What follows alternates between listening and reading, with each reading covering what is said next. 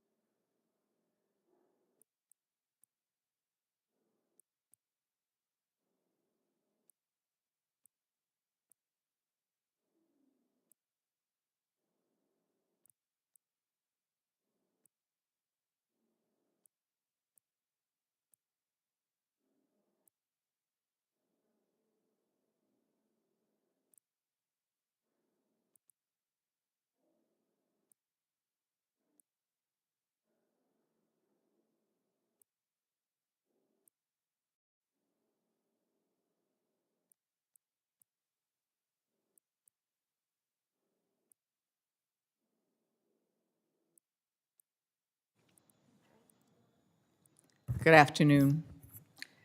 Good afternoon. The Subcommittee for Indigenous Peoples of the United States will now come to order. The subcommittee is meeting today to hear testimony on H.R. 5549, the Indian Health Service Advance Appropriations Act, introduced by the late Representative Young of Alaska. Under Committee Rule 4F, any oral opening statements at hearings are limited to the chair and the ranking minority member or their designees. This will allow us to hear from our witnesses sooner and help members keep to their schedules. Therefore, I ask unanimous consent that all other members' opening statements be made part of the hearing record if they are submitted to the clerk by 5 p.m. today or the close of the hearing, whichever comes first. Hearing no objections, so ordered. Without objection, the chair may also declare recess subject to the call of the chair. Hearing no objection, so ordered. As described in the notice, statements, documents, or motions must be submitted to the electronic repository at hnrcdocs@mail.house.gov. Members physically present should provide a hard copy for staff to distribute by email. Please note that members are responsible for their own microphones, as with our fully in-person meetings, members can be muted by staff only to avoid inadvertent background noise. Finally, members or witnesses experiencing technical problems should inform committee staff immediately. I will begin by recognizing myself for my opening statement. I am honored to recognize the legacy and work of the Dean of the House, Don Young, who was committed to fulfilling the trust responsibility to provide health care to American Indians and Alaska Natives. Today, we will hear testimony on his bipartisan bill, H.R. 5549, the Indian Health Service Advance Appropriations Act. H.R. 5549, which will authorize advance appropriations for the Indian Health Service by amending the Indian Healthcare Improvement Act, meaning, basically, that IHS could receive appropriations for 2 fiscal years in succession. IHS is charged with serving 2.6 million American Indians and Alaska Natives with health care, including many of the communities I represent in New Mexico. Earlier this Congress, this subcommittee held a hearing focused on federal facilities that serve tribal communities. During that hearing, we discussed the impacts of inadequate facilities, inadequate funding, and the limitations they provide for healthcare due to the lack of this federal funding. I was glad to see President Biden's budget request include mandatory funding for IHS to meet these needs. Now, we in Congress must act. Today's hearing will focus on how the current status of yearly IHS appropriations burdens IHS, it burdens tribal governments, urban Indian organizations, and the American Indian and Alaska Native communities they serve. It has become a practice for Congress to fund the IHS and most federal agencies for portions of each year through continuing resolutions, or CRs. The continued use of CRs limits IHS activities and longer term inhibits the planning that is necessary so we can have an efficient use of resources. Additionally, when government shutdowns occur, which sadly they occur too often, the fiscal burden is not on the federal government, it actually falls on the tribal governments, which must either cut services or use their own funding to cover federally funded programs without the expectation of reimbursement. During the 2018-2019 shutdown, IHS was the only federally funded healthcare entity to face funding gaps. That's inequitable and unacceptable. It is no secret that IHS has not received full funding, and that even before the COVID-19 pandemic, the last time IHS received a full year appropriation on time was in 1997, 25 years ago. A quarter of a century has passed without the IHS receiving full funding. That's why our hearing today is critical. H.R. 5549 will ensure IHS has the funding to adequately provide American Indians and Alaska Native health care and cover the counts of the Indian Health Services, of Indian health facilities, contract support costs, and payments for tribal leases despite CRs or government shutdowns. I want to also thank Representative McCullum, who I know who has led on this issue cycle after cycle, year after year. When our esteemed colleague, Don Young, laid in state, I was asked by many that day, what was he working on? What did he want to see pass? This was one of the things that Representative Young, our esteemed former ranking member, was dedicated to. He had pursued this issue for years. I want to honor his legacy, because it's not just his legacy, it's his commitment to the health and welfare of our Native American citizens to whom we owe this obligation. I believe this hearing today honors that legacy, and passage of this bipartisan bill would honor his years of work. I call on my colleagues who spoke so eloquently of his work in this hearing room just a few months ago to honor this legacy and to support this legislation. I thank our witnesses for joining us today and look forward to our witness testimony and the questions we will be asking and getting answers to. I now recognize Ranking Member Obolnolty for his opening statement. Well, thank you very much, Madam Chairman. And let me say I join the chair in being very glad that we're having this hearing today on a bill that was so deeply important to our esteemed and deceased colleague, Congressman Young. Don was always deeply passionate about Indian country issues, and this is one of the priorities that he had, was to make sure that IHS always had appropriate funding. And as the chair mentioned, Congress often does not do a graceful job of getting through the appropriations process, and that's putting it very charitably. You can imagine the frustration that occurs in Indian country when IHS is not funded and a government shutdown occurs, and they are told that rather than fulfilling our trust responsibility to those people, instead we tell them to wait until the government reopens. It really puts them in an unacceptable situation. It's a violation of our duty towards them, and it's something that Don was passionate about trying to address. So this bill, H.R. 5549, would authorize advance appropriations for IHS. In the first year, would authorize up to 2 years in advance. In subsequent years, it would be a year of advance appropriations. What I think Don was trying to do here is to strike a balance between mandatory appropriation, where Congress is completely out of the picture, and the situation that we have now, where year by year we have these frustrations that occur when authorizations are not passed on time. So this is trying to strike a balance between those. We certainly have still a very important oversight responsibility, not only towards the funds that we appropriate and the overall balance of our federal spending, but also, and equally importantly, towards our oversight over IHS. And so I think it's appropriate, the solution that Don has come up with here. So I'm looking forward to the testimony from our witnesses, and again, express my appreciation to the chair for honoring Don's legacy today. I yield back. Thank you, Ranking Member Obolnolty. I would now like to recognize the chair of the full Committee of Natural Resources, Chair Grijalva.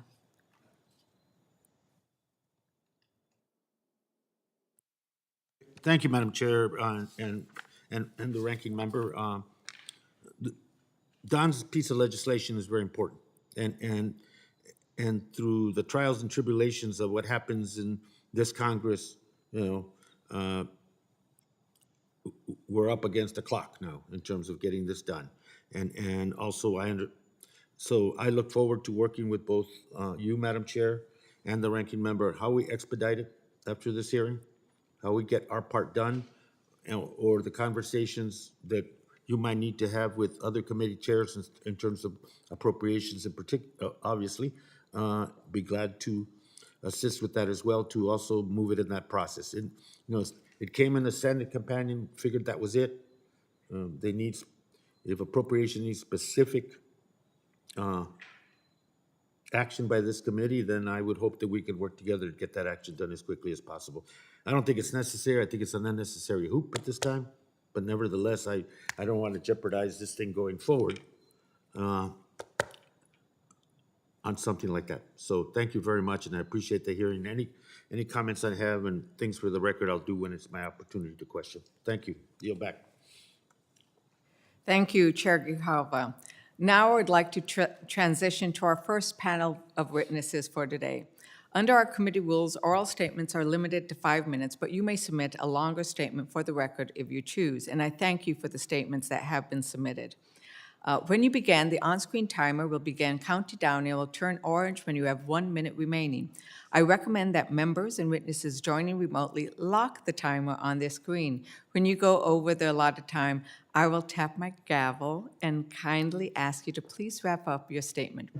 After your testimony is complete, please remember to mute yourself to avoid any inadvertent background noise. I will allow the entire panel to testify before we begin the question portion of the hearing. The chair now recognizes Ms. Fowler, who is the acting director of the Indian Health Service.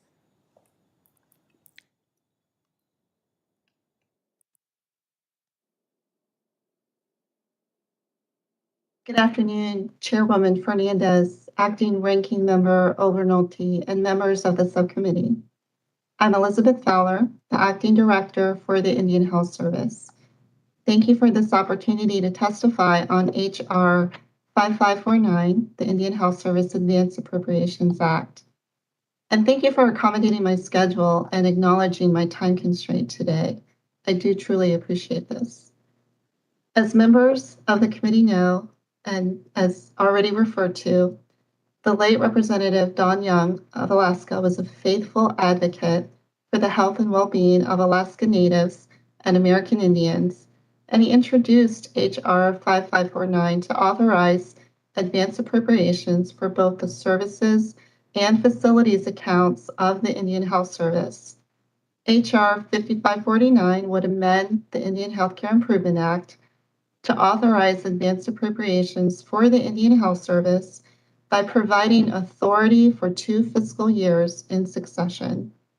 Additionally, H.R. 5549 requires the President's budget request to include information on estimates for the advance appropriations.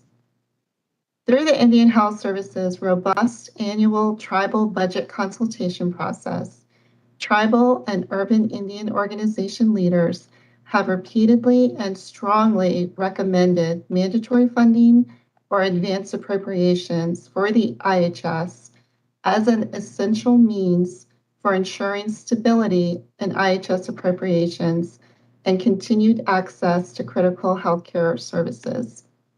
The issues that tribes have identified present real challenges in Indian country, and we are eager to work with Congress on solutions.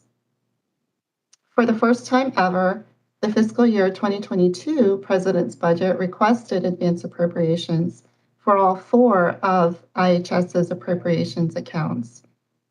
The advance appropriation would provide funding in one fiscal year that does not become available or score until subsequent fiscal years.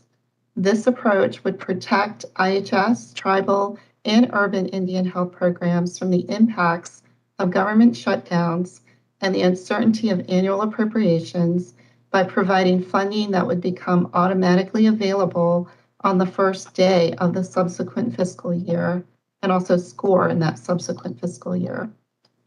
While the IHS has been able to implement an administrative solution to provide the full year recurring base amounts to tribal health programs who are operated through Indian Self-Determination and Education Assistance Act agreements since fiscal year 2020, it's a limited, partial solution at best. This option is only available during continuing resolution periods, and it is not available to IHS-operated health programs or urban Indian organizations. Currently, there are no solutions that provide appropriated funding during government shutdowns to any IHS, tribal, or urban Indian health program. As a result, the last 35-day partial government shutdown that occurred in 2019 forced many tribal and urban Indian programs to make difficult decisions that impacted access to health care. Funding continuity would mitigate the effects of budget uncertainty and alleviate concerns from potential recruits and existing staff about the stability of their employment. We remain firmly committed to improving quality, safety, and access to health care for American Indians and Alaska Natives. Mandatory funding and advance appropriations are necessary and critical steps toward that goal. I want to thank the committee for your advocacy for advance appropriations and urge the House to act on advance appropriations through the appropriations process with or without the authorizing legislation that is the subject of this hearing. We look forward to continuing to work with you on these issues. Thank you, and I'm happy to answer any questions that you might have. Thank you so much, Acting Director Fowler, for your testimony. I want to remind the members that Committee Rule 3D imposes a 5-minute limit on questions. The chair will now recognize members for any questions they may wish to ask the witnesses. I will now turn to Representative McCullum to begin with the questions she may have for our witness. Thank you so much, Madam Chair, and thank you for holding this hearing. I'm assuming I've got the mute button all taken care of here. Thank you for holding the hearing, Madam Chair, on this advanced appropriations. This is a piece of legislation, as you pointed out, our dear colleague Don Young worked very hard. And he worked on Indian issues in a nonpartisan way, not just a bipartisan way, a nonpartisan way. And he, as you pointed out, was one of the strongest champions for Indian country.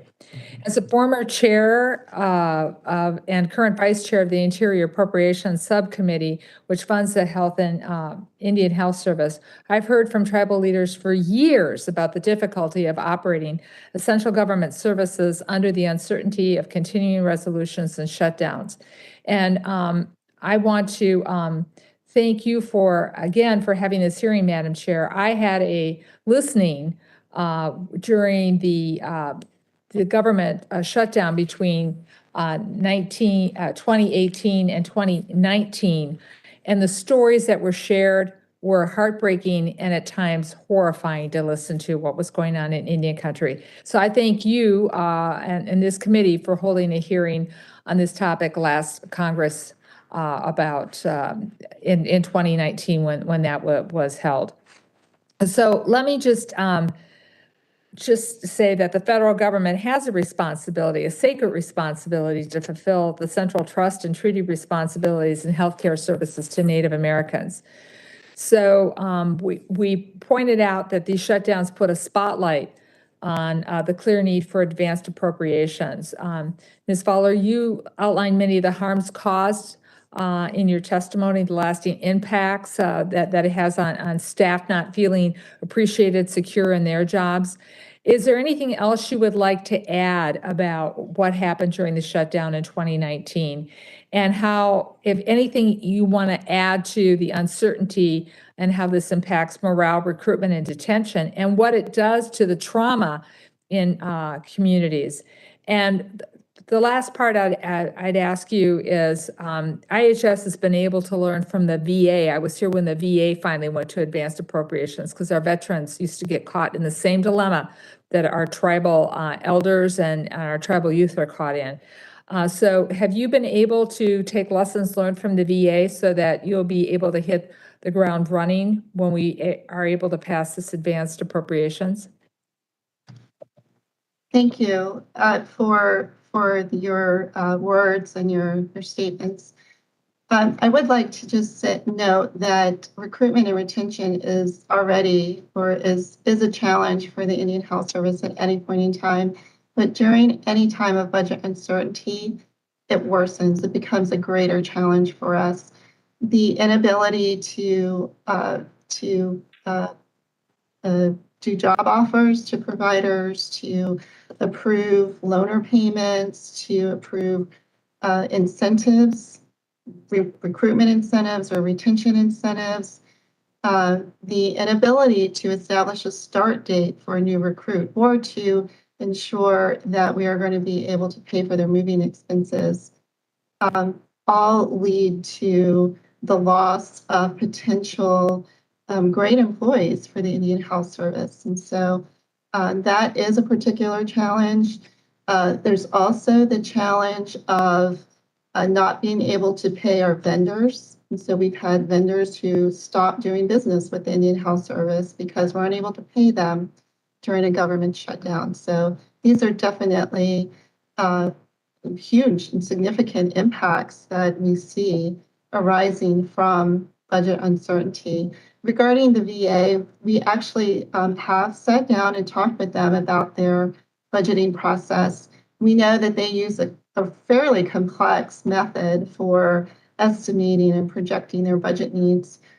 I think one of the things that we have learned from them is that an approach to executing or implementing advanced appropriations would likely be best accomplished through a two-phase process. And that process would consist of phase one, or the year one budget request for advance appropriations focused on the current services level of funding, while the second phase would be the point in time at which the proposals and the priorities for the administration would be outlined and identified. Thank you, Ms. Fowler. Thank you again, Madam Chair, for holding this hearing and for the ranking member being here and being part of this important discussion. Thank you. The chair will now recognize the ranking member for 5 minutes of questioning. Thank you, Madam Chair, and Ms. Fowler, thank you very much for your testimony. As you know, in 2017, the GAO placed the IHS on its high-risk list, and earlier, several months ago, when the GAO updated that list, the IHS remains there. We had a hearing in the subcommittee several weeks ago in which we discussed the status of the various recommendations that the GAO had made and how far along the IHS was in implementing them. Just to be transparent here, some of the criticism that we get when we suggest authorizing advance appropriations for IHS is that that would cut Congress too far out of the loop in holding IHS accountable for implementing the remaining recommendations and getting off the GAO's high-risk list.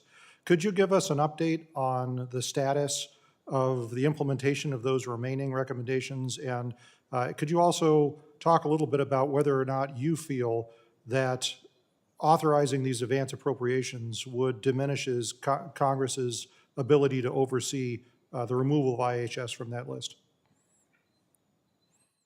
Sure. It's a great question, and I appreciate the opportunity to say a few words about that. So as far as the GAO's high-risk list is concerned, the Indian Health Service, as you noted, was placed on the list in 2017, or since 2017, and there were a number of recommendations that were identified as being unaddressed. I know that the overarching reason that IHS was placed on the list is because the GAO found that the Health Service was performing inadequate oversight over the health care that was being provided to American Indians and Alaska Natives. IHS has worked very hard to address the recommendations, and at this point in time, I can tell you that there are 6 recommendations that remain open. 2 of those recommendations, the Indian Health Service has requested to be closed as implemented.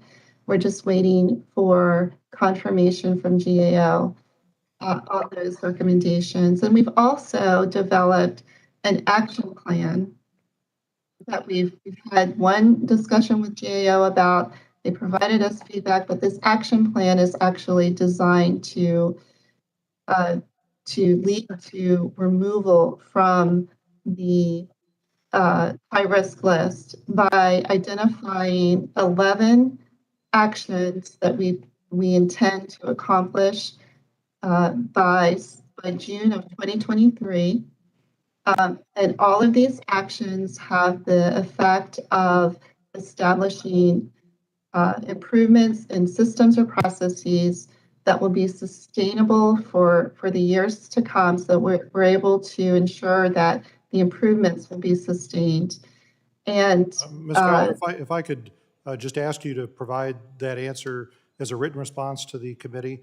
I'd like to leave some time for you to answer the second part of the question, which is whether or not granting this advance appropriations authority would diminish our ability to oversee IHS getting off that list. I'm interested in your thoughts on that. Thank you again. Really, as I mentioned just a minute ago, we believe that the best approach might be a two-phased approach to implementing advance appropriations, which means that we would be submitting a budget request every year, as we currently do, and we would be committed, we are committed to ensuring that we will be responsive to any continuing requests from the committees during the in-between years, but by submitting a budget request every year, we do believe that that maintains the process for that oversight and ability to have us testify really on or provide briefings on our activities and our programs. Right. Well, thank you. As you and I have discussed before, we don't view this as an adversarial relationship. We want to empower you and make sure that you have the tools and the resources that you need to get off this list, because in doing that, it would serve not only the IHS, but also the constituents that rely on you. So thank you for the testimony. I yield back, Madam Chair. Thank you. The chair would now like to recognize the gentleman from Illinois, Mr. Garcia. Thank you, Madam Chair, Ranking Member, and of course the witnesses for joining us today. Indigenous communities have historically been shortchanged when it comes to receiving high-quality health care to meet their needs. And the COVID-19 pandemic, which hit Native Americans especially hard, makes providing certainty for healthcare funding even more important.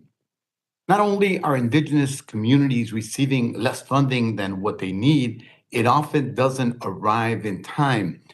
Chronic appropriations delays, piecemeal funding bills, and government shutdowns have hampered the ability of Indian Health Service to deliver the healthcare and services these communities rely on. Plain and simple, one's health shouldn't depend on Congress's ability or inability to pass legislation on time. A question for Ms. Fowler. In your testimony, you mentioned that urban Indian organizations are disproportionately affected by disruptions in federal appropriations. Why is this the case, and how do these disruptions impact communities on the ground?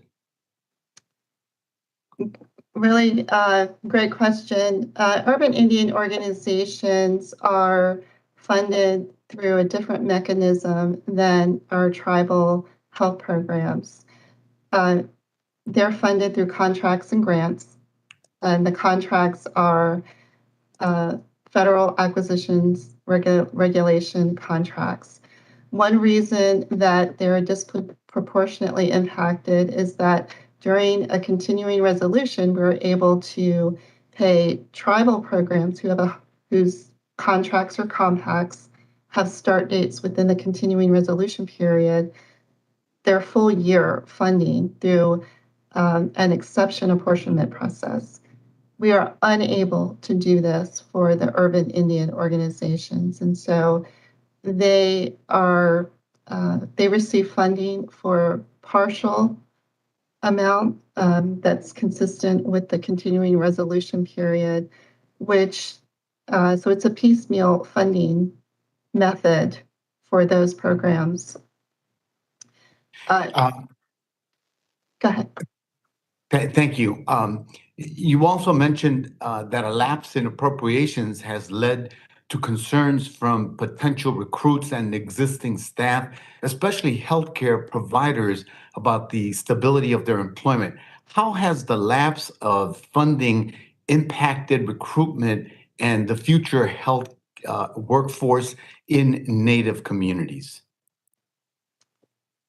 So the lapse of appropriations, during a lapse in appropriations, we are unable to perform certain functions, and of course we don't have appropriated funding to spend. So spending is either severely curtailed or it's stopped altogether.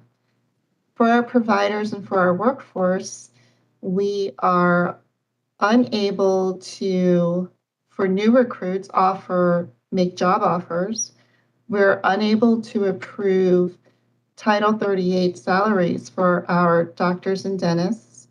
We are unable to approve any of the incentives that we have authorities for: recruitment, relocation, and retention. we are unable to enter into any long-term commitments. We're often unable to enter into some of the support contracts that make their jobs easier as well.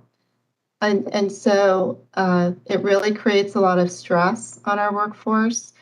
And for those who do not receive a paycheck, it creates a hardship for them. Oftentimes, our staff commute long distances, and so the inability to, or the uncertainty about receiving a paycheck means they're not sure if they're going to have enough money to pay for gas, to pay for childcare, or just to pay for basic subsistence like groceries or their utilities. Thank you so much for painting a picture of all the things that hamper your ability to deliver more quality healthcare and to run a more sustainable organization. I reserve the rest of my questions for the second panel. Again, thank you. Thank you. The chair would now like to recognize the gentleman from Montana, Representative Rosendale. Thank you, Madam Chair. Acting Director Fowler, thank you so much for joining us today. I do appreciate that. I'm going to go down the same line of questioning that the rank or Obernolte was on, and that is, what oversight or additional checks and balances have you put in place to assure proper and timely use of the funds to avoid the waste, fraud, and mismanagement, which has caused the IHS designation as a high-risk program? And what I'm trying to determine is whether the action plan with the 11 actions that you were talking about, is that basically for monitoring funds after distribution so that you can track what's going on, or is that to provide more stringent oversight and accountability at the actual release of those funds? So if you could walk us through that and let us know if it's monitoring after, or what checks and balances are in place to make sure that these funds are being used properly.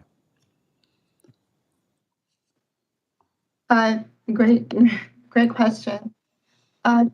First of all, I just want to point out that the GAO's designation of the Indian Health Service as a high-risk agency is really focused on the oversight of healthcare.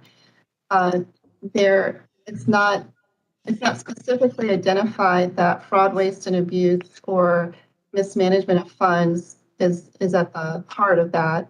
And indeed, we've not identified that as an issue. However, we do believe that part of adequate oversight over healthcare that's being provided does include additional insight into how funding is allocated and spent below the headquarters level. And so the action plan does include an action that would help us to have more oversight over funding that is spent at our hospitals and health clinics. So it really does, it's something that's going to occur after the funds are allocated. Okay, so it's focused more on monitoring after the distribution of those funds. Is that fair to say?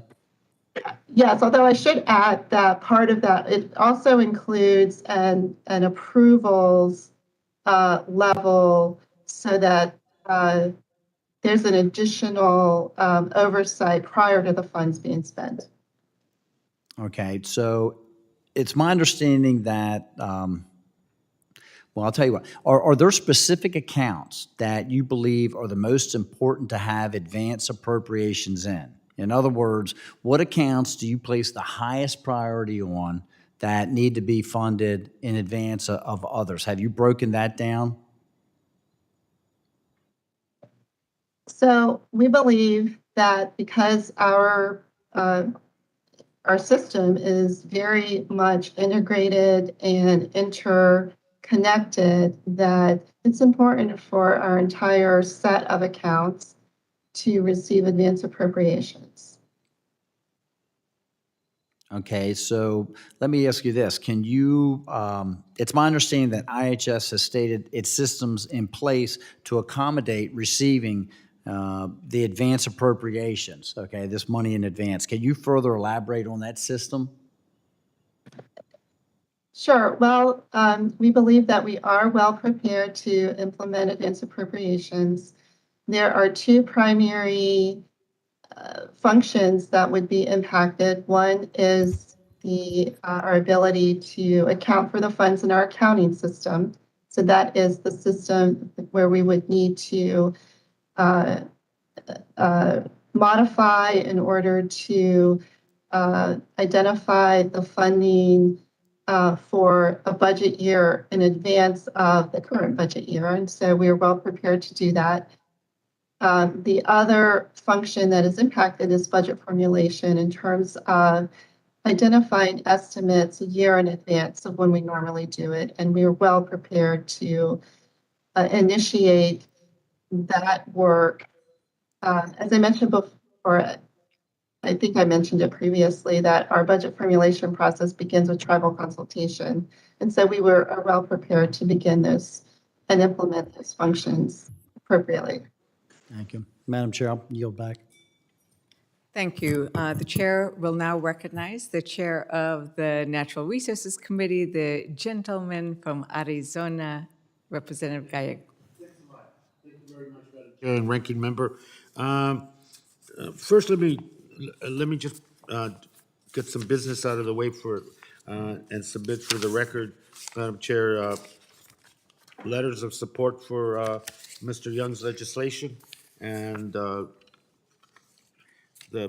the joint letter to Congress from the Indian Health Care, and then the resolution that National Congress of American Indians passed specific to the issue that we're dealing with here today, advanced appropriations, the American Bar Association resolution in support, and the United South and Eastern Tribes Incorporated, their resolution in support of the legislation.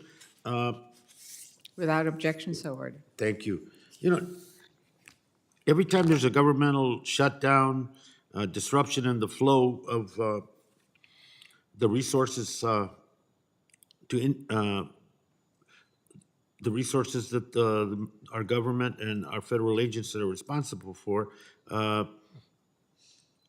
the tribes receive the brunt end of that process, and the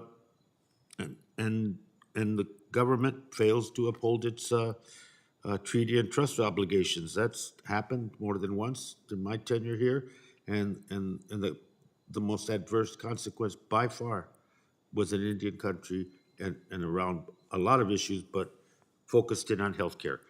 And you know, I understand the White House supports advanced appropriations as an essential bridge, and it makes sense.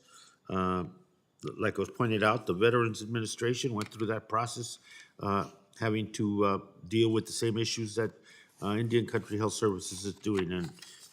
And I recall it was around the same issues: patient quality, retention, employment issues, human resource issues, facility upgrade issues, all brought to us by veteran organizations representing their members and saying something's got to change. And what changed is advanced. But beyond that, for a decade, the investment in veterans' health increased dramatically. And, you know, that's part of the issue here. And I appreciate the question that the ranking member brought up about accountability, Madam Chair. Maybe that's something to explore. You know, I'm the last one to want to tamper with Mr. Young's legislation. But if there is some specificity that is not onerous above and beyond to Indian Health Service, that reaffirms the role I think the ranking member was trying to make a point of, reaffirms this committee's oversight role, I think that language, if there could be agreement, would be a pretty good thing, and I think would allay some concerns of where this committee will stand with advanced approach. And I agree that the Veterans Administration, like I said, took a decade to integrate that investment, go through the bumps of having to implement a new system, but through that whole time, that committee was involved in that with much oversight and accountability extended. It didn't end the resource flow, but it, I think, helped make sure that the system itself was getting better. And I think that that's what we want to do here, is make it more efficient. And if there's a role, Madam Chair, leave that to you folks' discretion on that. I really don't have any questions, just wanted to, other than Director Fowler, so the administration, I assume or presume, both are dangerous, the, that they're okay with codifying this advanced process into law, the advanced appropriations into law. Am I correct? Yes, Okay. yes. And, yeah, and I just mad to the chair's comments. I think this would be a fitting thing. I know the chair and the ranking member, myself and others, and we're still pursuing, I think what would be not just a memorial for the man, but also I think a plus for Indian countries to put together the legislations that have been the work of this committee, and you guys have done a lot of work, and those that are pending on the floor, and those that are pending in the Senate, and urge a package approval at some point before the sun sets on this session, and I'll look to your leadership on how you want to do that. Thank you. Now you're back. Thank you, Chair Grijalva. And I do think that we have been having discussions with our colleagues about how to properly honor our ranking member and former Dean of the House and his commitment to issues like And what don't we are. forget, former boss too. You know, Oh, he was a who former. ran this place. And we can't forget the amazing salmon and black cod we were able to enjoy in his presence.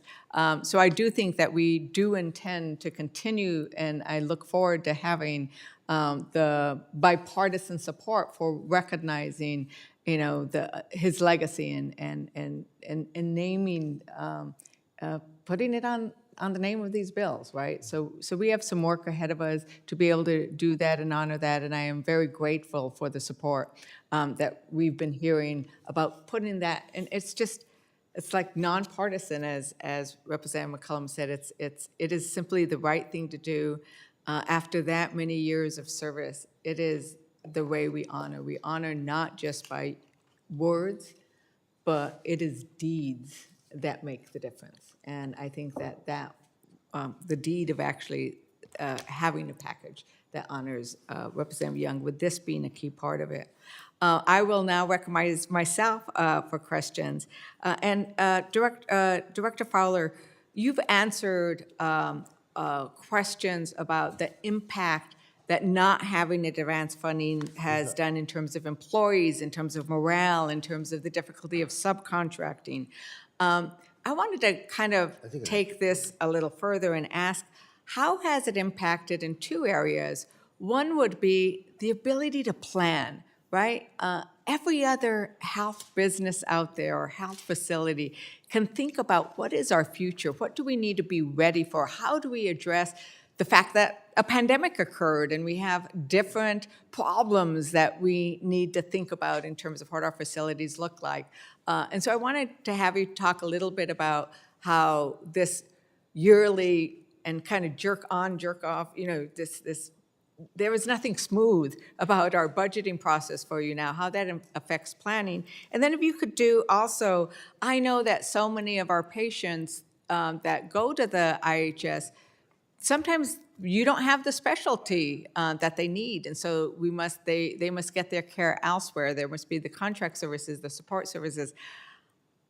Are you aware of patients, IHS entitled patients, who were unable to get the care they needed because of the problems with regards to not having that advance appropriations, not, you know, you ran out of money and you just don't have the money until we pass another our budget so that they can get the care outside of the IHS system itself. If you could address those two aspects. And then I do have another question and observation before my 5 minutes is up.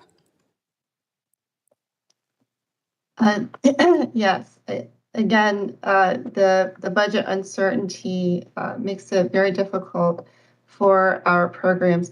The budget formulation process actually works well up until that very last step of receiving a full year appropriation for the agency. It's really that last step that impacts our programs significantly because of their inability to make long-term commitments, their ability to plan beyond whether it's a continuing resolution period. They can't plan beyond that because that future is unknown.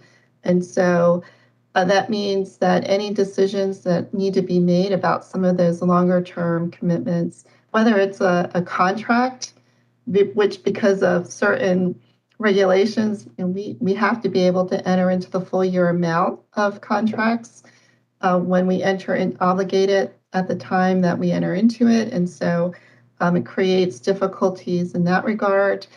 It creates difficulties, as I mentioned before, with recruitment and retention, procurements as well. It can significantly impact our ability to obtain the supplies and services that we need to provide healthcare. And so that final step, that lack of an appropriation and waiting for that process to complete really creates some difficulties for us. And then the second part of your question, sorry, it just went out of my head.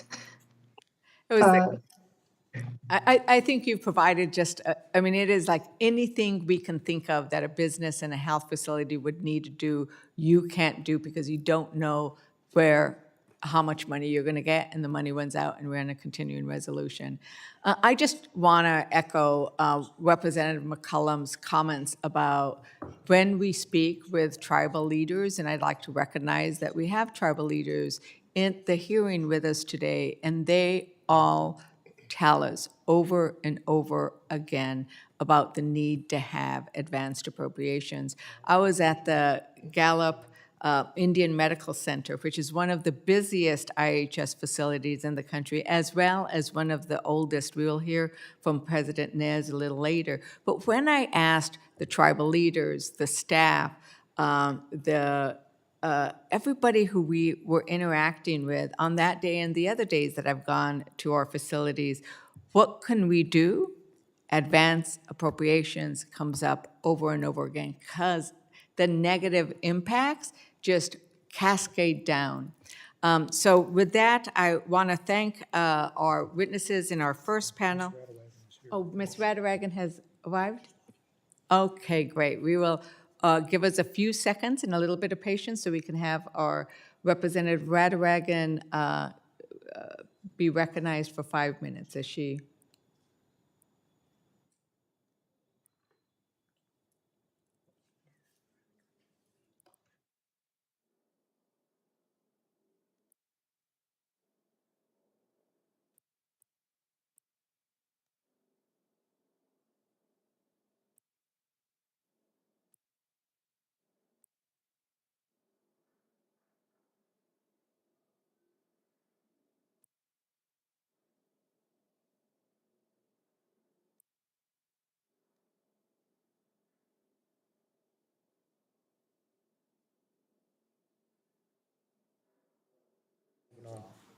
Okay, well, we will have our second panel, and hopefully Representative... Oh, there we go. We do know that the acting director must leave at 2 o'clock, so this is the exact perfect timing, and the chair will recognize Representative Radaragan for 5 minutes, or until 2 o'clock, which should coincide. Thank you, Mr. Chairman. I would like to yield my time to the ranking member. Thank you very much to the member for yielding. Before you go, Ms. Fowler, I'm sure that you reviewed the testimony from the coming panel. One of the piece of testimony that I found was pretty compelling was the testimony of Chairman Erickson from the Colville tribes when he was talking about the difficulties that they've had with IHS and particularly as a direct service tribe, the difficulties that they've had with IHS's management of PRC and third-party billing. And I know it's a little awkward here because we've got you and they in different panels, so we're going to hear from Chairman Erickson in just a minute here. But I wonder if you could respond to that and talk a little bit about whether or not this is a widespread issue with other direct service tribes in the IHS system, and some of the tools maybe that we have to solve these problems. Yes, and actually, I am aware of the issues that the Colville tribe has raised. They've raised them to me, and we have undertaken some work to identify what is occurring there in that area and with that program. I'll just say, as far as it being widespread, I'm not aware that there are issues elsewhere. I will say that one common factor for purchased and referred care programs is purchased and referred care funding has led us to, we're not able to fund all of the purchased and referred care needs that are out there. And so it resulted in IHS establishing regulations that limit the eligibility for purchased and referred care services. And so the amount of funding resources really has a large part to do with some of the issues related to referrals not being approved for care because they don't meet the medical priorities that are established, as an example, or because the patient doesn't reside in the eligibility area. And so this is something that we're very much aware of, and that entire program is where we purchase healthcare from vendors outside of the Indian Health Service, and so it is one that is very dependent on financial resources. Right. If my colleague would yield for a minute, this is Congresswoman McCollum. Yes, I will yield. So, Ms. Fowler, I think what you're alluding to is the fact that quite often through appropriations, something that I've worked very hard in and with Mr. Cole, Mr. Simpson, other appropriators, is not having up-to-date computer systems, not having access to broadband, not having the contractors available to help to train in the trainers on how to work some of these programs and do some of the competitive work that needs to be done. Mr. Obernolte, I was just shocked at a hearing that I had about 4 years ago, and one of our tribal systems was still using DOS. So part of it just doesn't fall on the heroic work that the healthcare providers are trying to do. It falls on Congress not doing its job in fulfilling its obligation for systems, computer systems, as well as facilities. And that's part of the reason why you see the reports that you do from GAO. So we have our own work to do. And I thank the gentleman for yielding, and I return his time. Well, thank you.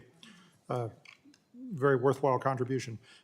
Before you go, Ms. Fowler, if you and I were discussing a few minutes ago the budget process and the budget process that would be followed under advanced appropriations, could you talk a little bit about the current involvement of the tribes in the budget process? I know you've got budget advisory committees, but I know that there's been talk about making it more transparent and accessible to the tribes. How do you see that progressing in the future?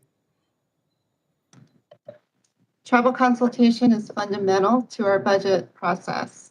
Everything that we do is based on the set of budget priorities that the tribes generate and agree on as part of our budget formulation process. I think that being able to identify through advanced appropriations making funding more predictable would allow us to have more fulsome discussions around what the needs are going to be and estimating and projecting budget needs 1 year out. And so I think it really would be helpful to us to have those discussions and certainly that, there is still the deliberative process that means that we're, not able to be transparent about what happens during that phase of the budget, but we would use every opportunity to talk about the budget given those parameters that we already have in place for the budget process. Great. Well, thank you. I know you have a schedule constraint. I thank you for answering the question and sticking around. I yield back. Thank you, Ranking Member, and thank you, Director Fowler. And, we would note that those issues around Congress's obligation to fully fund, we did have that funding in the Build Back Better legislation. I think we need to always remember that legislation tried to address the underfunding, the chronic underfunding, and what we needed to do to bring our facilities up to the modern day. So we will continue to look at those and through the regular appropriations process, hopefully increase and address the needs. I will now like to transition to our second panel of witnesses for today. Before introducing them, I will remind non-administration witnesses that they are encouraged to participate in the Witness Diversity Survey created by the Congressional Office of Diversity and Inclusion. Witnesses may refer to their hearing invitation materials for further information. Under our committee rules, oral statements are limited to 5 minutes, but you may submit a longer statement for the record if you choose. When you begin, the on-screen timer will begin counting down and will turn orange when you have 1 minute remaining. I recommend that members and witnesses joining remotely lock the timer on the screen. When you go over the allotted time, I will gently tap my gavel and kindly ask you to please wrap up your statement. After your testimony is complete, please remember to mute yourself to avoid inadvertent background noise. I will allow the entire panel to testify before we begin the question portion of the hearing. I would now like to recognize the Honorable Jonathan Nez, who is President of the Navajo Nation and the Navajo Area Representative for the National Indian Health Board. I am honored to have you join our committee here today, President Nez. You're now recognized. All right. Yate, Chairwoman Ledger Fernandez, Acting Ranking Member Obernolte, and distinguished members of the House Subcommittee for the Indigenous Peoples of the United States. I would also like to acknowledge Chairman Grijalva and Ranking Member Westerman, who preside over the House Natural Resources Committee. My name is Jonathan Nez. I am the President of the Navajo Nation. I testify today on behalf of the Navajo Nation as a member of the National Indian Health Board of Directors that serves 574 plus federally recognized tribes in the U.S. I'm here in a small community, Indian Wells, Arizona. We have some young student workers here that are helping out the community, and they got a lot of rain, and we were blessed with moisture, and of course that met the roads damaged and water lines being busted here in this region. So that is the reason why I'm testifying before you from this community. And I thank you for the opportunity to testify in support of HR 5549, the Indian Health Services Advanced Appropriation Act. Tribes and the NIHB are grateful for the bipartisan congressional support for advanced appropriations for the IHS as demonstrated in previous legislative and appropriation sessions. HR 5549, the Indian Health Service Advanced Appropriations Act, is a continuation of this bipartisan effort. The Navajo Nation and NIHB are pleased to see advanced appropriations included in the President's FY 2023 funding request. We urge Congress to include advanced appropriation for IHS in this fiscal year's appropriation bill. The Indian health system faces chronic challenges and as you heard today from Acting Director Fowler, that are made worse by endless use of continuing resolutions, CRs, and the persistent threat of government shutdowns. IHS is the only federal health delivery program not protected from government shutdowns and CRs. This is because Medicare, Medicaid receive mandatory appropriations, and the Veterans Health Administration received advanced appropriations starting a decade ago. In September 2018, the Government Accountability Office issued a report that noted uncertainty resulting from reoccurring CRs and from government shutdown has led to adverse financial effects on tribes and their healthcare programs. As long as the uncertainty of CRs continue, so too does the threat to an interruption of the treaty and trust obligations for the only class of Americans with a federal treaty right to healthcare. In 2019, the most recent 35-day government shutdown, IHS was the only federal healthcare program directly harmed. Tribal facilities lost physicians because they could not continue working without pay. Doctor visits could not be scheduled because administrative staff were furloughed. Tribes took out private loans to operate or use their general funds. Contracts with private entities for sanitation services and facilities upgrades went weeks without payment, which threatened tribes' credit and putting patients' health at risk. During numerous consultations and congressional testimonies, tribal leaders shared stories of sacrifices made by administrative staff who volunteered to go unpaid in order for their tribe to have the resources to keep physicians on the payroll. These are just a few examples of the everyday sacrifices that widen the chasm between the health services afforded to American Indians and Alaska Natives and the nation at large. IHS is one of the 4 federal healthcare entities, the other being Medicare, Medicaid, and the Veterans Health Administration. A decade ago, Congress authorized advance appropriation for the VA. This shielded the VA from the effects of the 2013 shutdown and the 2018 shutdowns. To the contrary, IHS felt the brunt of each and every one of those shutdowns.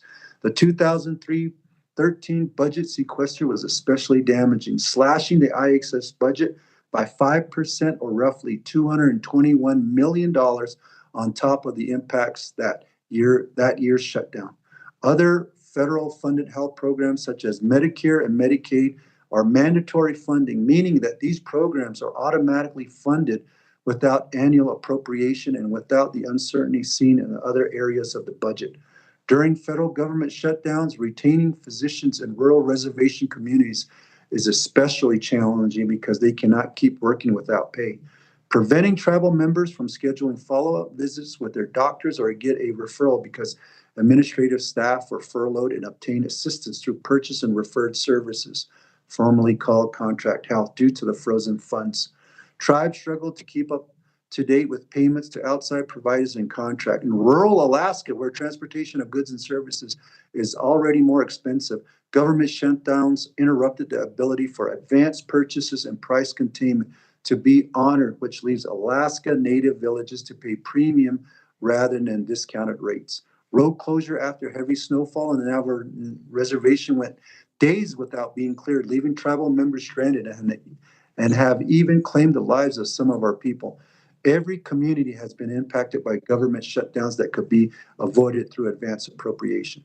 Advance appropriation for IHS is a bipartisan, bicameral policy initiative that increases tribal and federal government efficiency, reduces federal taxpayer, and saves Native lives by providing stable funding for healthcare services in Indian country. Since advance appropriations are merely advance agreements to provide funding at a later date, they are budget neutral and flexible solution to outsized impacts of funding disruptions on Indian country. The Navajo Nation is the largest tribal nation in the United States with over 27,000 square miles of land and more than 406,000 enrolled tribal citizens, roughly half of whom reside on the reservation land. As you know, the Navajo Nation was especially hard hit during the global COVID-19 pandemic. Prior to that, like other tribal nations, we were suffering the impacts of opioid epidemic. While there is no good time for government shutdowns to occur, it will take years following the COVID-19 pandemic before tribal nations are resilient enough to withstand another government shutdown. Advance appropriation for IHS is a step toward fully honoring the treaty and trust obligation for health. It would be a demonstrated commitment that Congress will enact solutions that address the health inequities and ensure the health and wellness of tribal communities. The insecurity surrounding discretionary funding for Indian health threatens the stability of health care delivery in Indian country. As we work together to restore promises, all options must be on the table for congressional actions. In conclusion, the Navajo Nation and now NIHB applaud Congress and the Biden-Harris administration for the commitment to honoring federal trust responsibilities. Advance appropriating the Indian Health Service would mark the first commitment by Congress to truly recognize the treaty and trust obligation for healthcare for Indian country and shield tribes from devastating impact on government shutdown. So we wholly support HR 5549.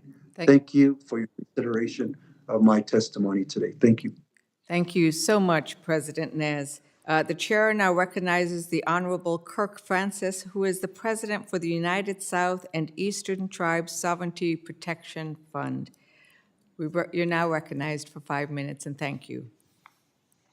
Thank you, Chairwoman Ledger-Fernandez, Ranking Member Obernolte, and members of the subcommittee.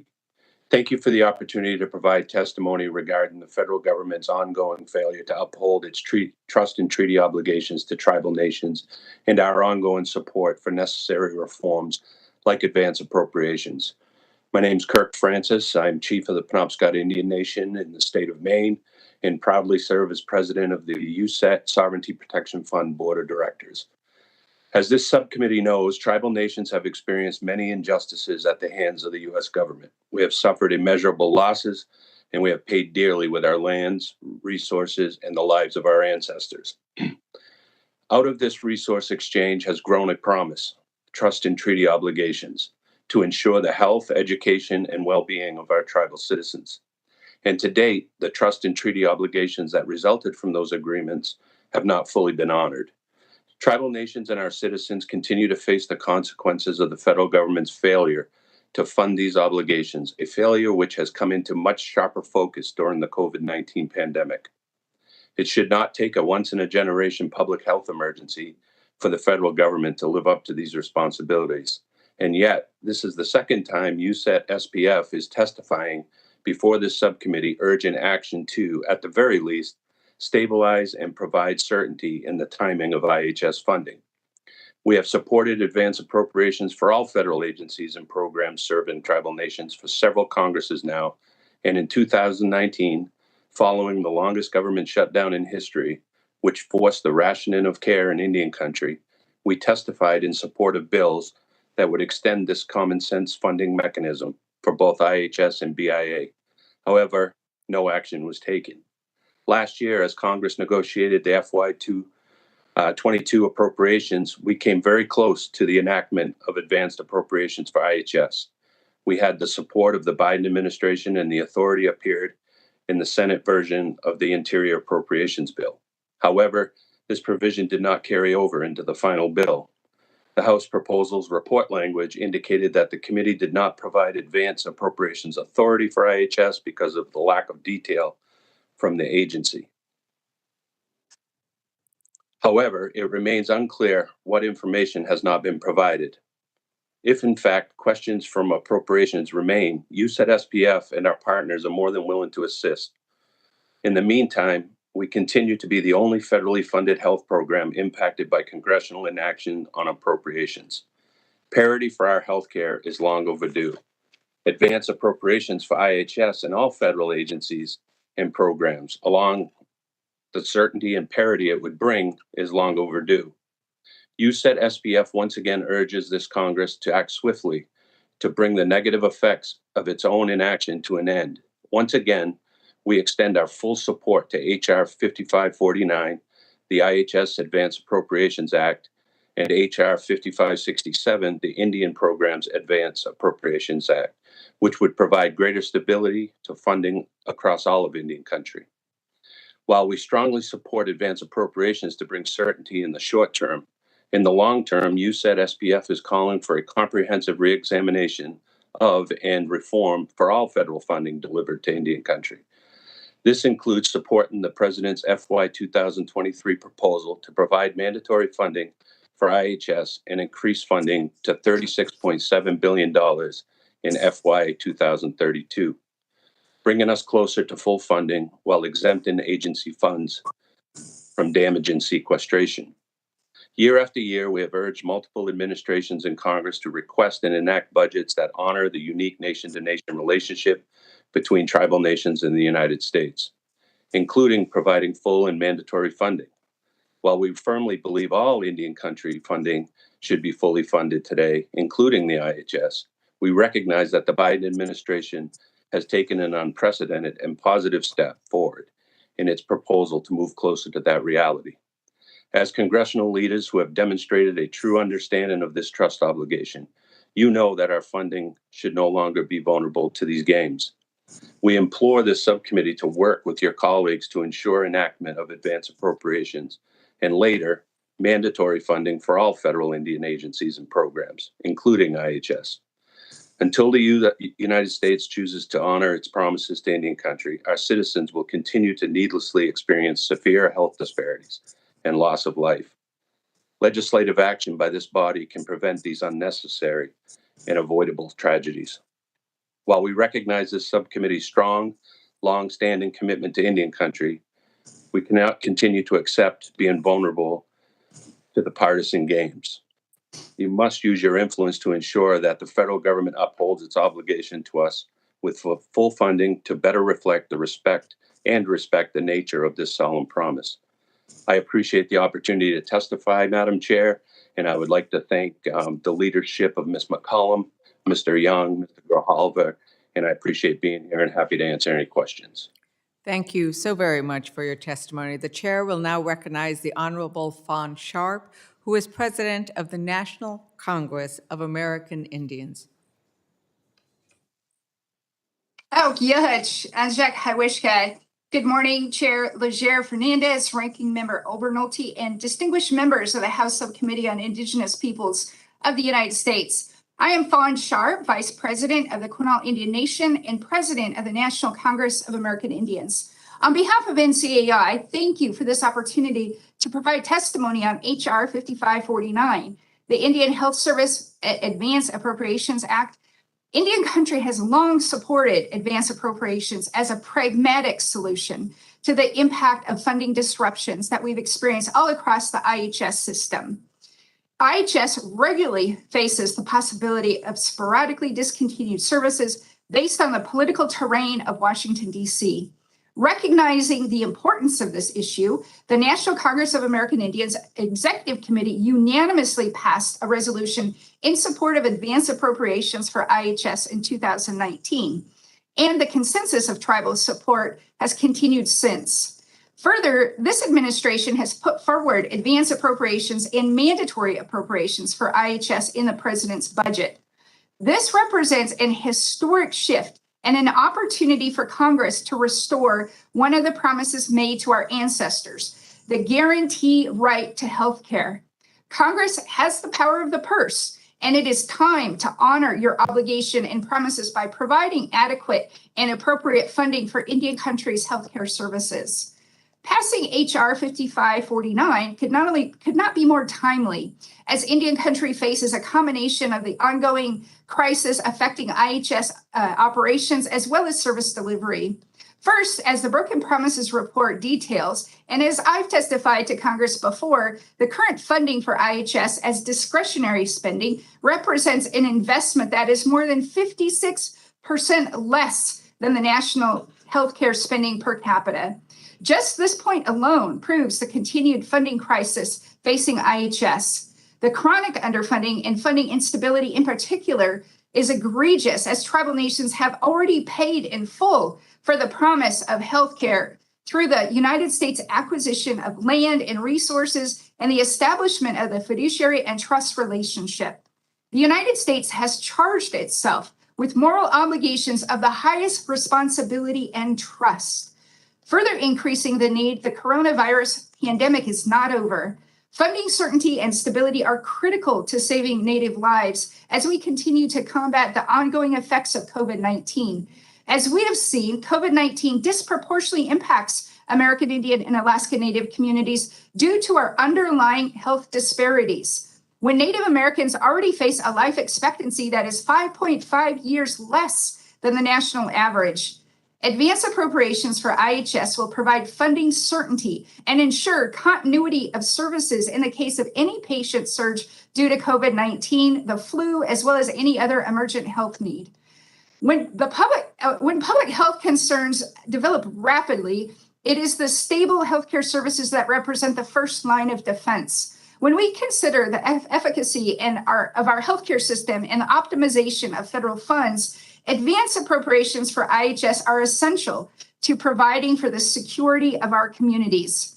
During the COVID-19 pandemic, Congress has sent historic and long-needed influxes of funding into Indian country, but the economic crisis caused by the pandemic still remains. According to the Bureau of Labor Statistics, Indian country currently faces an unemployment rate more than double the national average. This data reveals that Indian country's labor market would be considered catastrophic if it were representative of the full U.S. economy.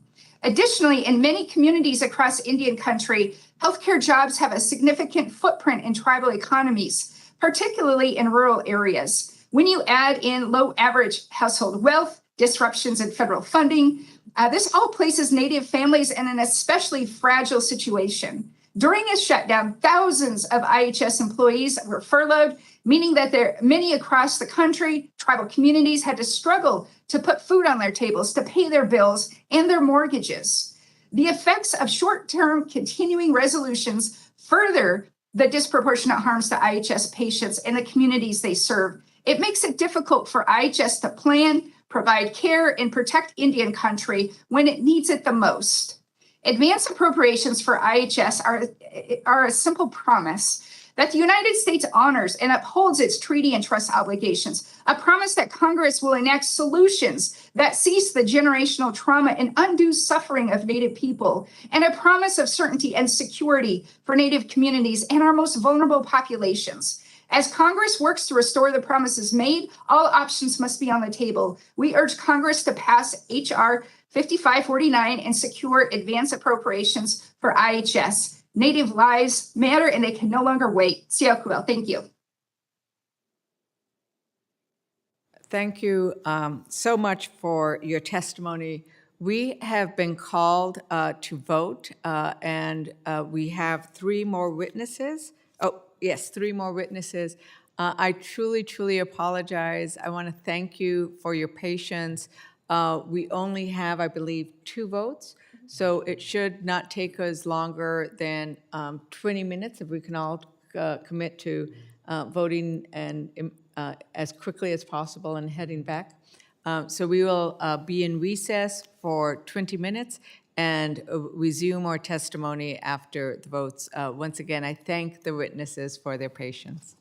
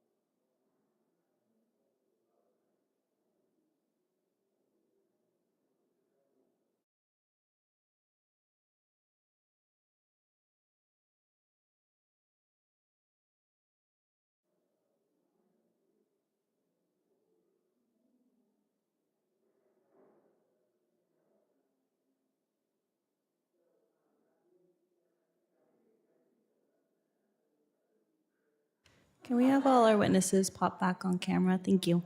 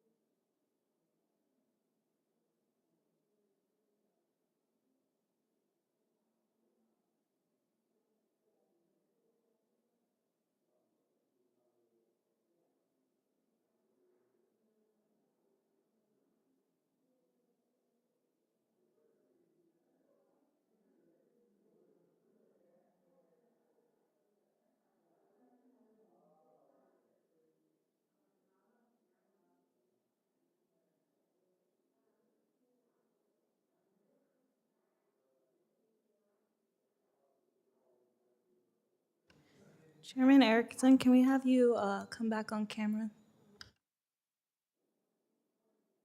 Yep, can you see me? Yep, thank you.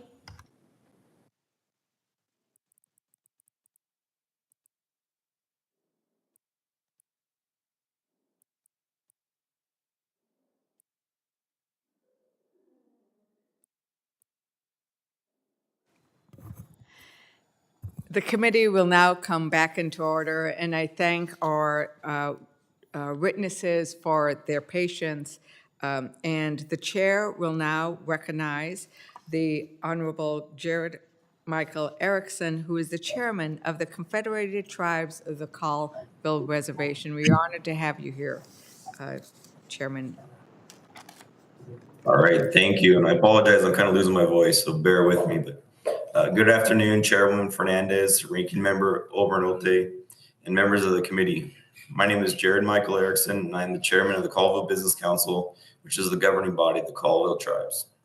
Thank you for inviting me to testify on HR 5549, Indian Health Service Advanced Appropriations Act.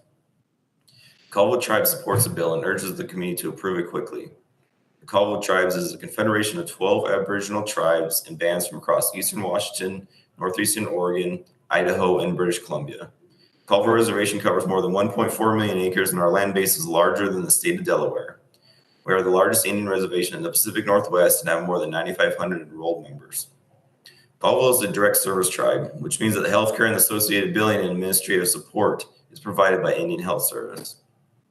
Like other rural health providers, the Colville Service Unit faces challenges recruiting and retaining doctors and medical staff, even during stable budget years. For decades, we have endured chronically low staffing levels and high vacancy rates. At one point in the past decade, IHS calculated the Colville Service Unit had less than 1/3 of the required number of clinical staff and only 1/4 of the required number of dental staff. The budgetary disruption caused by the government shutdown or a continuing resolution makes this lack of health providers even more acute. Direct service tribes like Colville have the most demonstrable interest of all tribal stakeholders and IHS having a full year of appropriated funding. This is because the health providers in our communities are IHS employees and are the first to be affected when IHS funding is disrupted.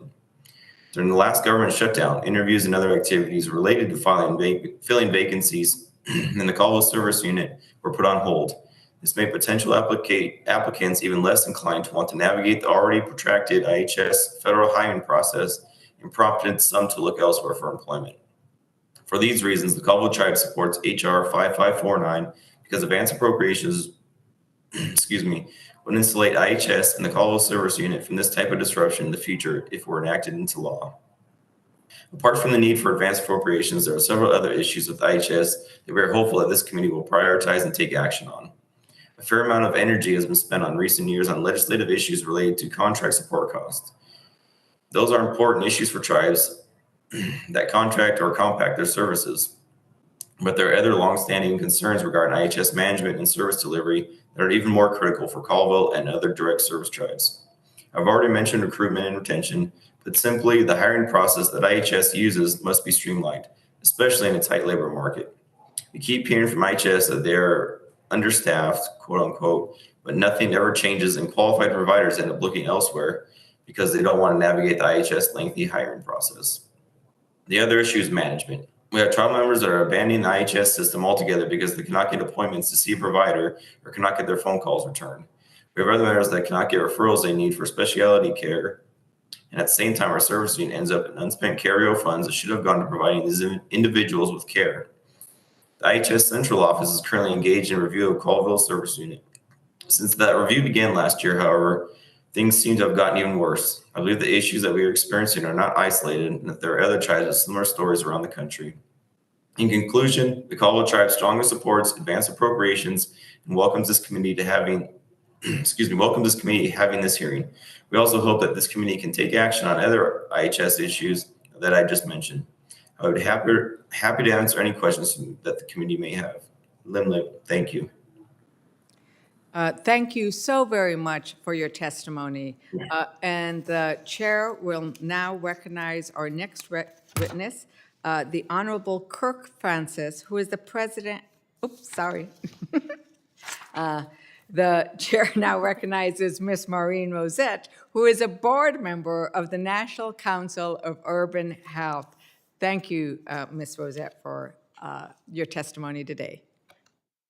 Thank you. Good afternoon. My name is Maureen Rosette, and I'm a citizen of the Chippewa Cree tribe located in Rocky Boy, Montana.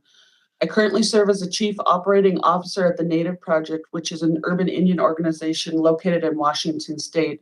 I'm also a board member of the National Council of Urban Indian Health. Let me start by saying thank you to you, Chair Fernandez, Acting Ranking Member Obernolte, and members of the subcommittee for the opportunity to testify on the Bipartisan Indian Health Service Advanced Appropriations Act, HR 5549. This legislation would amend the Indian Healthcare Improvement Act to authorize advanced appropriations authority for IHS. There's a long overdue need for advanced appropriations for IHS, which is the only major federal provider of healthcare that is funded through annual appropriations instead of advanced appropriations. If IHS were to receive advanced appropriations, we would not be subject to government shutdowns, automatic sequestration cuts, and continuing resolutions, as its funding for the next year would already be in place. Most recently, 3 CRs have been enacted by Congress to maintain the fiscal year 2021 budget, which has cost time and resources from IHS and our facilities that could have been directed toward pandemic efforts. For example, IHS was forced to allocate resources to reissuing individual contract and compact funding agreements for CRs twice at the height of the pandemic, when the resources could have been better spent equipping the Indian health system for pandemic response. Native Americans lost their lives at the highest rates of any population from COVID-19. And UIOs like mine need stable funding to ensure orderly operations in all our facilities to meet the needs of our patients, especially during the public health emergency. In fact, my UIO alone has experienced slow funding disbursements and still has millions of dollars of critical outstanding COVID-19 funding. A policy to provide advanced funding for IHS would have provided the stability our facilities needed during the height of the pandemic. Additionally, lapses in federal funding quite literally put lives at risk. During the most recent 35-day government shutdown at the start of fiscal year 2019, the Indian health system was the only federal healthcare entity required to operate without new congressional appropriations during the shutdown. UIOs are so chronically underfunded that several UIOs had to reduce services, lose staff, and close their doors entirely, forcing them to leave their patients without adequate care. The effects of the shutdown range from patients being unable to get vital medication for chronic conditions to fatal overdoses. For instance, one of the most limited and scarcely resourced UIOs received 7 overdose patients during the last shutdown after they were forced to close their doors, 5 of which were fatal. Advanced appropriations is imperative to provide certainty to the Indian healthcare system and ensure unrelated budget disagreements do not risk lives. The request for advanced appropriations for IHS is not new. In fact, this subcommittee has held a hearing in 2019 on this issue. Over the last 10 years, there have been 5 resolutions supporting advanced appropriation from national, tribal organizations, and national health advocates. We have also seen longstanding support from Congress and the administration. Since 2013, 11 bills have been introduced on this issue, including HR 5549. The Senate Appropriations Committee included IHS advanced appropriations for fiscal year 2023 in its fiscal year 2022 interior funding bill. The House Appropriations Committee failed to include advanced appropriations for IHS in its fiscal year 2023 interior appropriations bill, despite requests from members of the Native American Caucus and other members of Congress to include advanced funding for IHS. The U.S. Commission on Civil Rights report from 2018 serves as another benchmark of support by including advanced appropriation for IHS as a key recommendation to the federal government. Despite a clear need and robust support and advocacy, Congress has continuously failed to authorize advanced appropriations for IHS. Congress must act now before another government shutdown causes unnecessary hardship to the Indian healthcare system and Native Americans across the country. As such, we urge swift passage of this bill to guarantee stable funding for IHS and save Native lives and honor Representative Don Young's legacy as the original champion of this bill. While legislation is not required for advance appropriation that can be accomplished through appropriations bill, this hearing shows continued support from congressional leaders in making advanced appropriations a reality. Thank you for this opportunity to speak on this very important issue. I provided my testimony and am happy to answer questions. Thanks again. Thank you very much for your testimony and the unique perspective that you bring, given the number of Native Americans living and receiving their services in urban health centers. The chair now recognizes Ms. Alberta Unock, who is the president and CEO of the Alaska Native Health Board. And I want to begin by thanking you for your advocacy, because we know that the ranking member and wonderful dean of Congress was bringing the voices to Congress that he was hearing in Alaska. You are now recognized for 5 minutes. Good afternoon, Goyana Jamai, Chairwoman Ledger Fernandez, Ranking Member Orbernolte, and distinguished members of the subcommittee. My name is Alberta Unock, and I am the President and CEO of the Alaska Native Health Board. ANHB serves as the statewide voice for the Alaska Tribal Health System and provides services to over 180,000 Alaska Native people. First, I would like to express appreciation to the late Congressman Young for introducing HR 5549, which would extend advance appropriations to the Indian Health Service. Congressman Young served Alaskans for nearly 5 decades, and he understood how critical this bill is for the Indian health system. He introduced it in 5 consecutive Congresses, going back as far as 2013. IHS advance appropriations has been supported by the Biden administration.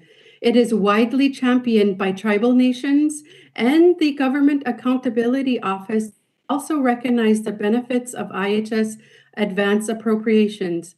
In short, This has broad support, and we are closer than ever before to having IHS on an advance appropriations funding schedule.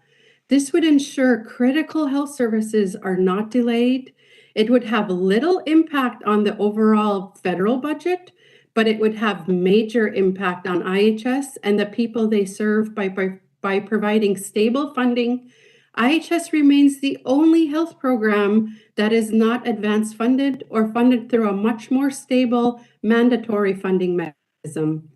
IHS advance appropriations would increase access to health services, improve health outcomes, help to maintain flexibilities, maintain facilities and infrastructure in a timely manner, enhance planning, hiring, and increase the quality of care through stability and flexibility in our programs. Continuing resolutions results in its own apportionment process, which requires reconciliation efforts. The GAO found that IHS and tribes are given significant administrative burden due to the fact that IHS has to modify hundreds of contracts each time there is a CR. These are resources that could be otherwise provided directly to patient care. Short-term funding creates the need to shift funding to support the most critical, life-saving services and prevents tribes from planning or moving forward entirely with needed facilities improvements and expansions. Tribal health programs are left to make long-term decisions with only short-term funding. Federal government shutdowns create an even more dire situation. Tribal health programs often operate on very thin margins and are forced to cobble together resources just to keep staff in our rural and remote clinics. In many cases, the Alaska Tribal Health System is the only provider in our rural villages. In Alaska, 80% of our communities are off the road system and therefore rely on large bulk purchases of items such as heating fuel to support operations. For the same reasons, the transportation of construction materials must be transported to villages via the barge system, requiring advanced purchases. The IHS Tribal Budget Formulation Work Group recommended funding IHS at $49.8 billion in FY 2023, yet current IHS funding is just $6.6 billion. The FY 2023 budget proposes enacting mandatory funding for IHS. We look forward to working collaboratively with Congress and the administration on the budget, as it would provide a pathway to achieving more stable and adequate appropriations for IHS in the long term. Enacting IHS appropriations will help the federal government meet its sacred trust responsibility by ensuring funding is stable. To conclude, ANHB calls upon the members of this subcommittee to not only move HR 5549, but to advocate with your colleagues and on the Appropriations Committee and the Budget Committee to support this bill. Enacting IHS advance appropriations will help insulate critical, life-saving health services. Thank you for holding this important hearing today. I am happy to answer questions you may have. Guyana. Thank you so very much for your testimony. I want to thank the entire panel of witnesses for their testimony. I'm going to remind members that the Committee Rule 3D imposes a 5-minute limit on questions. The chair will now be recognizing members for questions they may wish to ask the witnesses. I would note at the outset that President Nez was unable to remain with us. As you heard him comment, there is flooding. He is out addressing the flooding with his people. And also President Francis has a hard stop and must leave at 3:30.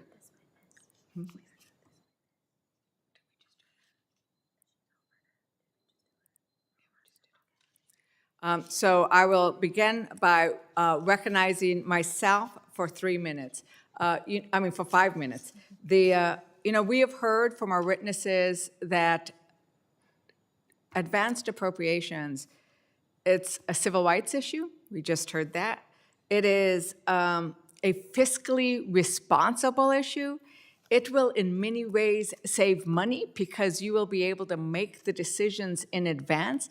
It is essential in order to keep the providers that we have and that are committed to work in the IHS facilities. It is important for direct service tribes. So we have heard nothing but commentary that actually supports this. Every single one of our witnesses, our majority witnesses, our minority witnesses, everybody is in support of this approach. President Francis, you pointed out that the President's fiscal year 2020 budget request notably called for advance appropriations for the Indian Health Service. Can you speak to what that means to you in terms of this historic nature of this request? Certainly, and thank you for the question, Madam Chair. You know, the President's requests for both fiscal year 22 and 23 are historic. You know, with regard to the advance appropriations, it just shows that the administration understands how CRs, shutdown, sequestrations, all of that have an impact on the healthcare delivery in Indian country. We appreciate that they took action immediately to include this proposal in its budget request. You know, I think as you've heard from all the witnesses today, when you talk about a system that at best exaggeration is funded at about 50% of need, tribes have to get extremely creative with their health care throughout the fiscal year in terms of meeting the needs of an extremely disadvantaged population that's dealing with unprecedented disparities. So many times tribal nations are faced with having to deal with life or limb situations as they get later into the fiscal year, putting preventative care and often in some instances urgent care to the side to focus on real life-threatening things to be able to utilize their resources. And this also prolongs, you know, a lot, or actually exacerbates a lot of other issues in terms of, you know, the opioid epidemic that's ravaging Indian country with prolonged pain management because of the inability to get this care. And so a lot of effects to this, but this is a historic approach. And I think the administration understands that that, you know, advanced appropriations for IHS is a great short-term solution as we continue our conversation towards mandatory funding as we move forward. Thank you very much, President. It also strikes me, I have spent the last many, many months fighting to keep our rural VA clinics open in New Mexico as they had been recommended that they be closed. And providing health care to our veterans is a service that they have earned. It is not something that we do out of, we think it's a nice thing. They have earned that service. And so it's important and essential that we provide them that, and that we not just sort of say thank you for your service, but that we actually provide them with the services they need. You know, as we heard today, we've already done this. We've already gone through this process with regards to the VA.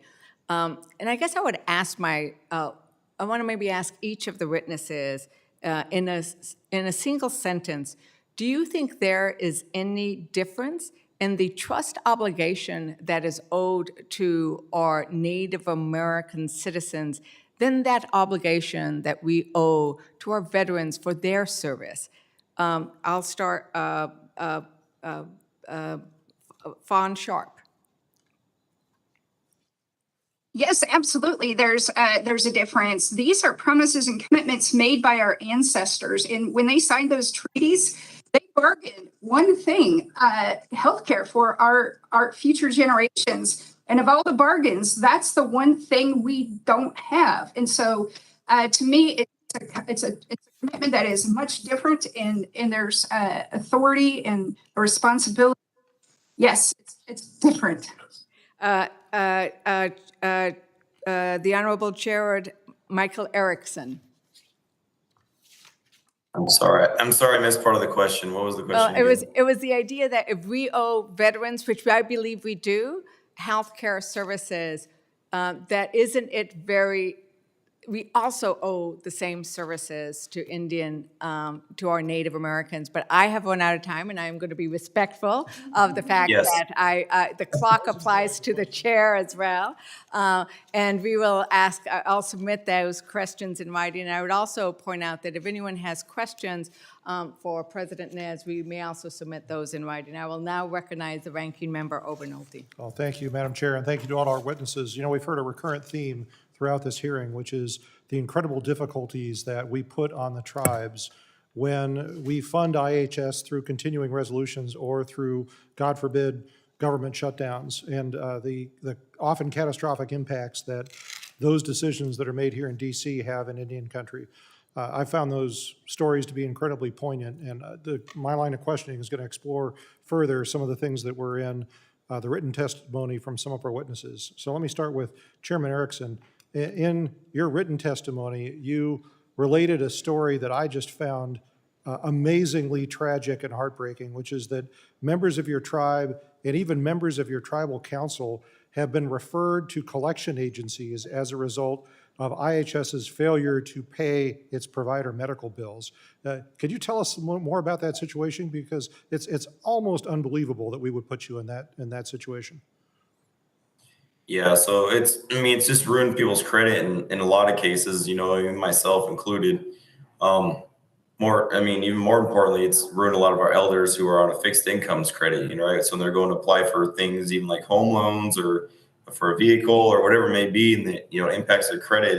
It hurts them, and it continues to hurt them, right? Because it's not just gets better right away. It takes a while to build your credit back up. And additionally, you know, I just want to talk a little bit about the PRC that you talked about earlier. I think we've really lost some tribal members, and it's probably across the Native country, that just because they haven't gotten the care that they needed, like I talked about, and when I was speaking earlier about not having the access to our providers, you know, we've had people with dental problems that went years without getting those fixes. We haven't had dentists, we haven't had physicians for healthcare.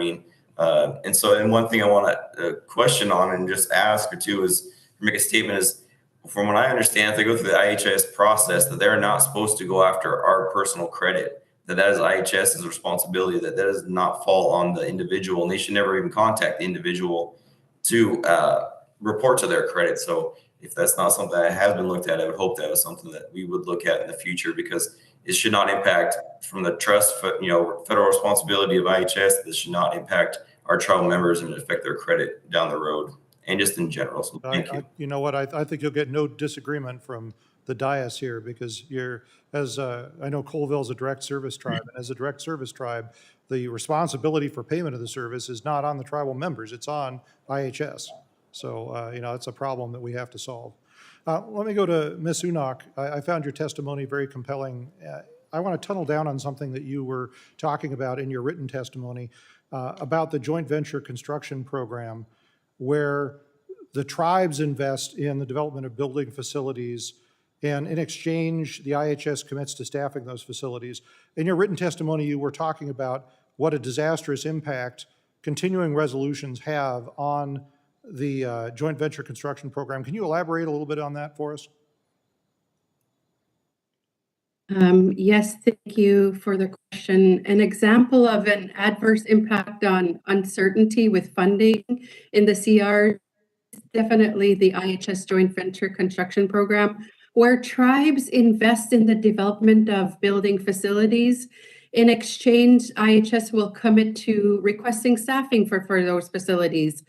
IHS currently estimates the current backlog of needed funding for construction will take 400 years to clear if it is all done with federal funding. Tribes and tribal organizations cannot wait this out, whether it be via the joint venture program or otherwise. Continuing resolutions represent uncertainty in lending for tribes, needing to take advantage of the joint venture program and other forms of construction.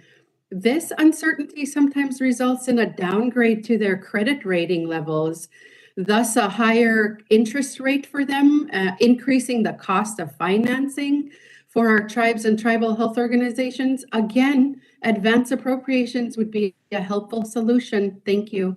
Well, thank you. And it's also heartbreaking to hear you talk about downgrading of individual tribal members' credit scores as a result of essentially Washington's failure to honor its commitments to you. So that's something I'm sure that everyone here on the dais is very concerned about and something we'll be working on in the future. So I see my time's expired here, but thank you very much to our witnesses. It's been a fascinating hearing. I yield back.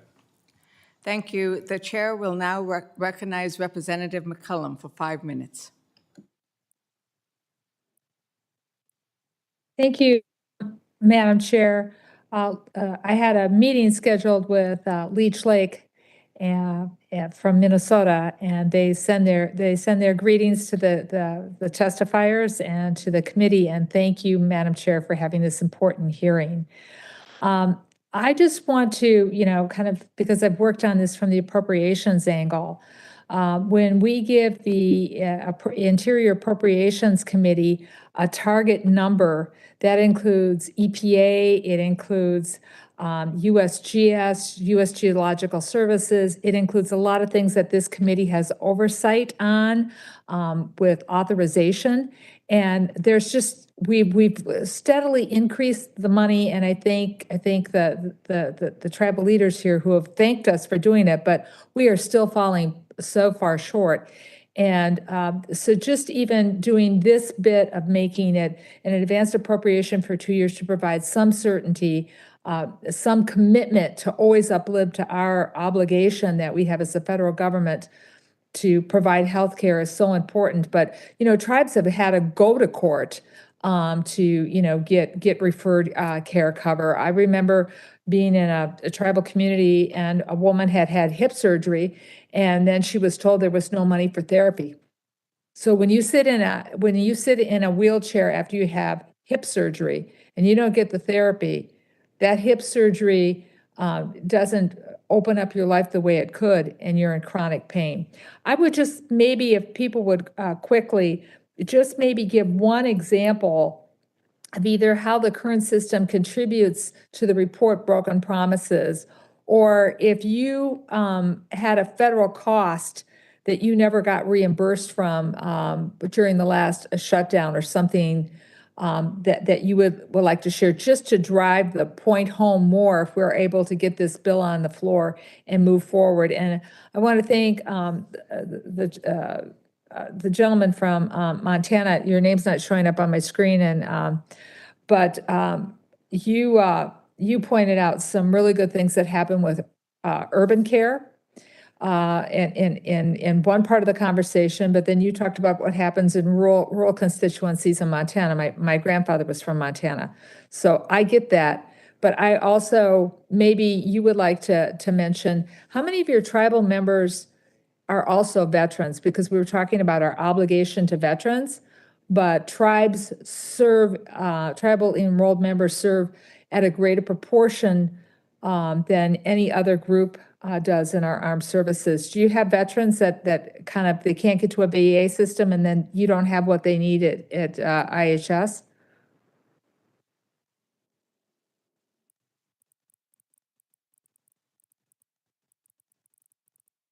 Mr. Erickson? Sorry, I'm from Washington. I thought there was someone else. Oh, from Virginia. I'm sorry. I'm sorry. I've got bad notes. Well, Washington State still would have some of the same issues. Yeah, we have a lot of veterans, my grandpa included, and he was a fluent speaker. Obviously, there was like the Navajo Nation, right, with code talkers that, were utilized during the World War, that, they do have a lot harder time finding services here. But I'm just going to the fact that I have armed service people in my family as well that have served, including my grandpa. And yeah, he had a lot of issues, and he kind of passed away from some of those issues as well, just to elaborate on some, and some was cancer related, but he couldn't get seen early enough. And I think it was part of it was a direct result of some of this. So there's not a lot of, being in a rural setting, not a lot of VA services that are provided as it is, right? And so then to have not IHS understaffed and not have enough people to even get them in to see anybody, or not having return calls, all these things affect our elders and affect our veterans and our membership. So President Sharp, we're going to run out of time, because I can see the timer going. But if you would help us, I think, and the other tribal leaders here with just, one or two examples of either where funding wasn't, recovered because of the shutdown, or a service that was denied. Because if we take this to the floor, as we can see, the Republicans on this committee are very eager to work in a nonpartisan fashion to address this, but we will have some convincing to do on the floor, unfortunately. And the more stories we can share, the better. And with your role, and Mr. Kirk's role, and Ms. Rosette, and of course, Navajo Nation being such a large representation of tribal members, I think you can tell some very powerful stories for us. Yes, thank you. I think one of the quickest examples I could think of, just off the top of my head, is when we're confronting with shutdowns, oftentimes contracts come to an end. So to try to procure a fill-in medical provider, oftentimes the cost is exponentially higher. And so we have to fill the gap with the shutdowns and the disruption of services with more expensive short-term contracts. And that in turn takes budget dollars away from direct services to our citizens. So we're paying very expensive contracts to fill the gaps for medical providers. Well, thank you, Madam Chair. I know I've been over my time, but please share stories. Thank you, Madam Chair.